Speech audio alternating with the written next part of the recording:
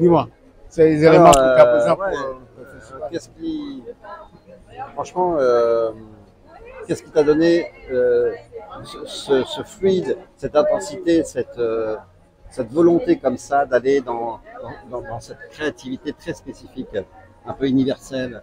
Moi, ce qui me plaît le plus, c'est de faire en sorte que l'art porté soit un des moyens sur lesquels je peux m'appuyer en tant que fils de forgeron, en tant que fils d'alchimiste, de faire des alliages, de ramener à ce que notre esprit de fusion, de faire brasser les gens, de les faire rencontrer ensemble, de les faire travailler ensemble, de faire en sorte justement que l'art soit un vecteur communicateur sur lequel on peut s'appuyer pour encore plus s'unir.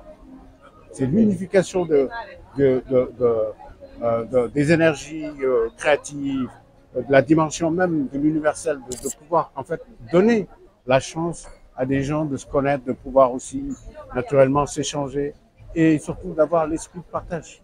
Finalement, la créativité, c'est le catalyseur, le seul et l'unique catalyseur d'une puissance considérable pour unifier, pour rassembler et pour qu'on ait une vie harmonieuse tous ensemble. Meilleur et Est-ce que surtout.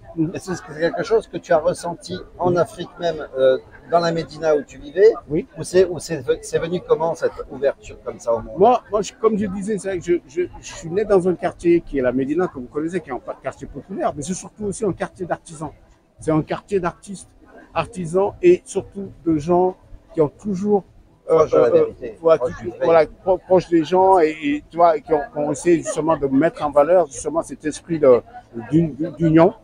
Et ce qui est beau, c'est que nous, en tant que forgerons, c'est-à-dire que ce qui est bien, c'est qu'on est des civilisateurs.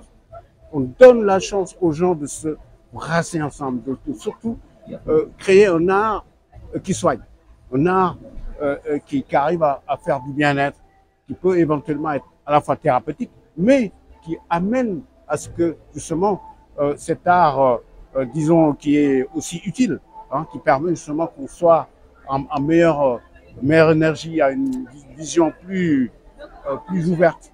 Et c'est ça aussi qui fait que le concept sur lequel j'ai toujours véhiculé depuis des années, depuis plus d'une trentaine d'années, qui est le concept de Bifal Dream, qui est le rêve des couleurs, et qui m'habite, et qui fait en sorte que justement le concept a pris de l'ampleur et s'est ouvert sur d'autres disciplines artistiques. Le collectif sur lequel je m'appuie a un sens que vraiment quand je vois plusieurs disciplines artistiques se joindre à moi pour montrer ces belles créations que vous voyez.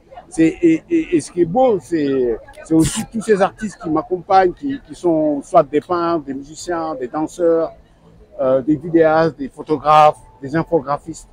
Tout ce monde de l'art qui m'a toujours accompagné pour promotionner ces belles œuvres, cet art porté, et pour moi, un des vecteurs sur lesquels je m'appuie pour donner la chance afin que l'art, j'allais dire, soit un vecteur sur lequel on peut s'appuyer pour aller vers l'utile, vers l'unitotalité.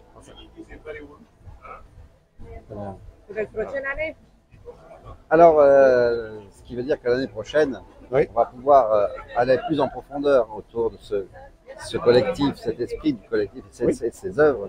Absolument. On va pouvoir rassembler L'année encore. prochaine, on pourra faire un défilé pluridisciplinaire Ouais. où je pourrais amener des slammeurs, des musiciens, des danseurs, des performeurs. Des performeurs. Et là, on fait un truc dans un esprit d'art total et j'amènerai le slam opéra. Ah oui, ça Le c'est. slam opéra, d'où sont sortis des grands slammeurs comme Grand Corps Malade, Suleiman Diamanka, John Banzai, tous ces grands qui sont devenus vraiment des teneurs du slam. Et je peux amener le concept vraiment qui enrichit justement l'oralité, où l'Afrique justement a un mot encore à dire, à partager, qui est que justement la chance de donner le verbe, le mot, la symbolique même de l'esprit de partage, c'est avant tout la communication. Très bien.